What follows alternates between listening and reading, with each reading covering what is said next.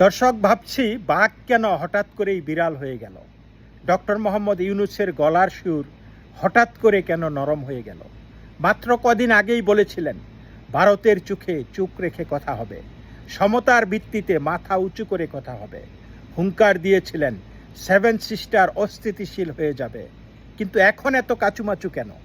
এখন কেন বলছেন ভারত আমাদের প্রতিবেশী এবং আমাদের একমাত্র প্রতিবেশী বলা যায়? কারণ চারদিক থেকেই ভারত আমাদের আছে, কাজেই তার সাথে আমাদের সবচেয়ে ভালো সম্পর্ক হওয়া উচিত এবং হবে। এছাড়া আমাদের গত্যন্তর নাই, তাদেরও গত্যন্তর নাই। দুই দেশের মধ্যে বৈরী সম্পর্ক রেখে কেউ লাভবান হবে না। আমাদের সর্বাত্মক প্রচেষ্টা হবে সবচেয়ে সুসম্পর্ক বজায় রাখা, বন্ধুত্বের শীর্ষ পর্যায়ে নিয়ে যাওয়া। এটাই আমাদের উদ্যোগ।